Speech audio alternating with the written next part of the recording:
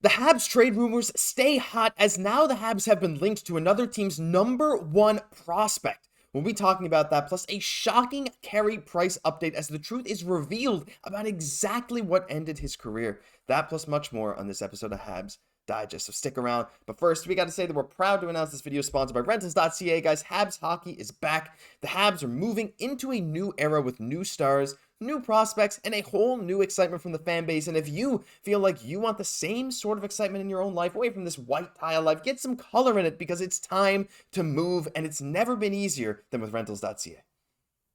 Rentals.ca has got you covered, whether it's condos, houses, and apartments across the country. And as you know, and as you can see here, that the website is really clean, really easy to use. You just got to go on the website, really search for the area that you're looking for, the neighborhood of your liking in the city of your choosing, and you're going to find great listings right there. So if this is sounding good for you, then now is the time to move. It certainly is. And guys, we love Rentals.ca. We've used Rentals.ca. I'm living where I am because of Rentals.ca. And if it's time to move for you as well, click the link down below in the description or in the pinned comment. Let them know that Habs Digest sent you over. Let's jump into this video, Jesse. First thing we got to talk about is Cole Caufield, because there's never a bad time to talk about Cole Caufield. But as you guys know, he scored his 3rd overtime goal of the season last night, and he is setting all kinds of records for overtime goals, something that maybe you guys didn't know. He's the fastest player in NHL history with 7 career overtime goals, smashing the previous record by 86 games. That record was held by Frank Finnegan. Of course, Frank Finnegan, legend. Yeah, everyone knows Frank Finnegan, right? Yeah, played about 100 years ago. His jersey's in the rafters in Ottawa. But not only that, with his game-winning goal last night, Cole Caufield tied Connor McDavid and Steven Stamkos with 7 overtime goals before the age of 23. I mean, talk about elite company. Steven Stamkos, Connor McDavid, and Frank Finnegan. I don't think you could handpick 3 more famous hockey players for Cole Caufield to tie, but yeah, he's just ridiculous. You forgot one more. Alex Ovechkin. Oh, yeah. Who is amazing at scoring those overtime goals as well. And I love that he's starting to get like these comparisons to Ovi right now. And I think as Cole Caufield continues his career, we're going to hear a lot more talk about that. And of course, I think a goal of maybe 54, 40, 50 goals this year and next will probably help with that type of talk, but like, just Cole Caufield is totally just a sniper that this team deserves and really needs, and it takes a special type of player like him just to really be there when it matters the most. Like, he's just ready. He's got that amazing shot. That if you're giving him a good look close at the goalie, I'm 9 times out of 10, I'm putting my money on Cole Caufield. Yeah, 100%. He's great. And now that you mention Alex Ovechkin's currently, I believe it's the all-time NHL leader in overtime goals with 25. And just to give you guys an idea of how crazy Cole Caufield's pace is, if he were to stay at this pace of scoring overtime goals, which to be fair is kind of a stretch, but it's fun. It's a fun thought experiment. If he were to stay at this pace, by the time he's Ovechkin's age, he would have almost 70. I think it was like 68 or 69 overtime goals, and Ovechkin has the record with 25. So we could see the all-time overtime goal leader in Cole Caufield right before our eyes.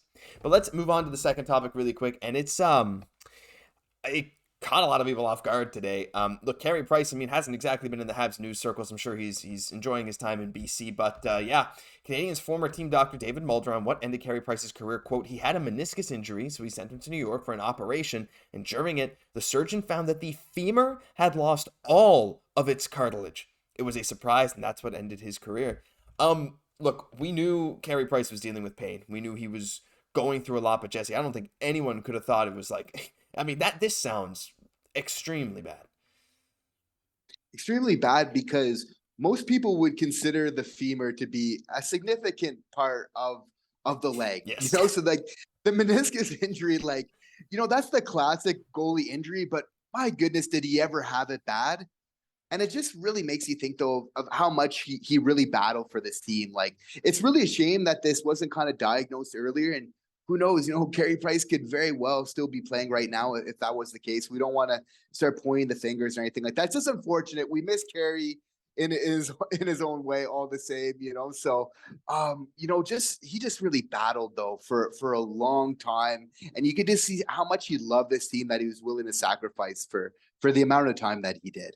Yeah, that Cup Finals run killed his career, basically. And we're not sure when that meniscus injury occurred. I saw some people speculating it was against Vegas. We really don't know, but yeah, like him and Shea Weber that run, that was it for them. I mean, they pushed their bodies to the extreme, and they came up a little short, but it was such a historic run. And like you said, Jesse, if Carey Price had stayed healthy and avoided injury, he'd probably be playing well into his 40s, would probably still be playing for the Habs right now. So shout out to Carey Price. Kind of a shocking update, but I guess it does give us some clarity on what exactly happened. But let's move on to the future. And, well, really the now, because the Habs are interested in the Oilers' #1 prospect. Guys, I know, don't click away. It's the Edmonton Oilers again. But this is different. This is new. Because just this morning on TSN 690, Darren Dreger said on the Waves that the Habs had an eye on the young forward of the Oilers, Xavier Bourgault. He was their first pick in 2021, not the first overall, but their first round draft pick. He was drafted 22nd overall in 2021. He is currently their #1 prospect, at least according to multiple preseason rankings. 4 points in 7 games so far for Bakersfield, 34 points in 62 games. Look, we don't know whether this is building towards a Jack Campbell trade or probably maybe just a Jake Allen to Edmonton trade, and they can figure something else out for Campbell. But yeah, I mean, Xavier Bourgault is a name that we've brought up before, Jesse. Of course, I mean, he's a very highly touted prospect from Edmonton. I feel like with all these Oilers news, it's the same thing over and over again. I just don't really necessarily see how he'd fit with the Habs organization. I feel like we have a bunch of guys very similar to him.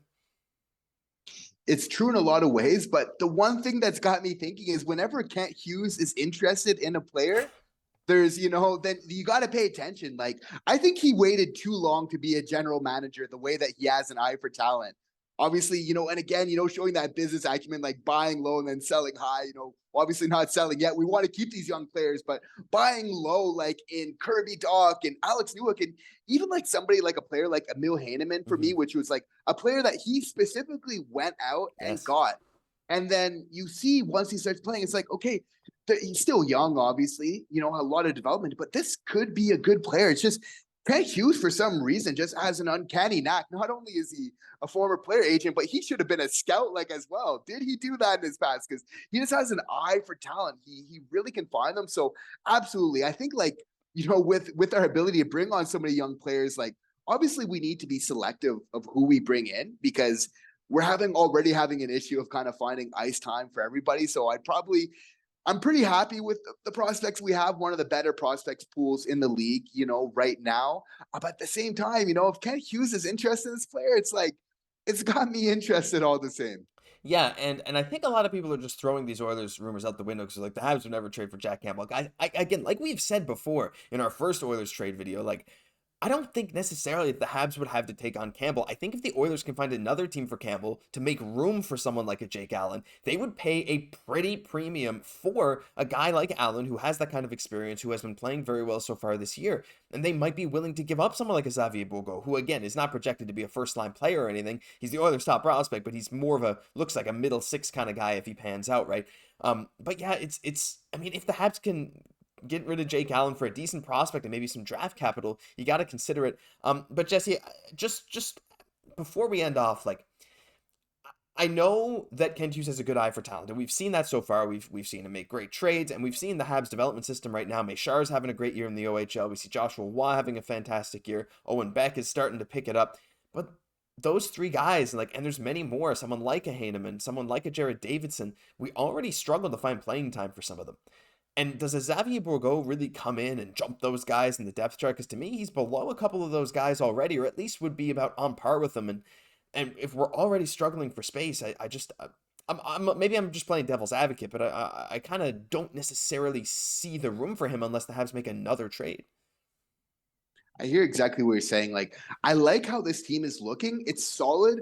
But again, as we've kind of even mentioned from last year, we need that game-breaking talent. That's what we really need to be bringing into that organization, a first-line type player or a very good second-line player at worst, because we have everything else in spades. And you have to feel like even some of our prospects, they might even surprise us. Even there, it might be kind of crowded. But if we're going to be placing our bets anywhere, I think it's, absolutely getting that top level talent type of player. I feel like a lot of us fans we're kind of feeling that same way too. It's good to have the depth and it's good to have a lot of players because you never know really where it's going to pan out. But sometimes you really need to make those high risk type of moves to really get those elite type of players as well. Yeah, for sure. And I mean, I don't know how many are available for trade. I mean, we've heard all the Pettersson rumors, but with how Vancouver's going right now, I feel like Pettersson's probably pretty happy to stay if things keep going that way.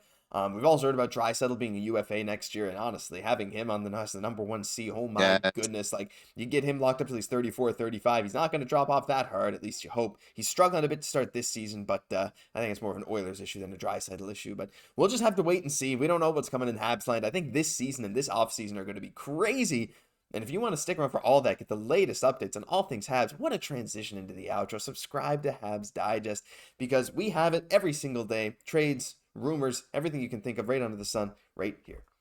But that'll do it for this episode. If you enjoyed, leave a like, comment, subscribe to the channel, and we really appreciate all your support over the past few weeks. It's been incredible. I'm Josh Gosse, my co-host, Jesse Poirier. We'll catch you in the next one.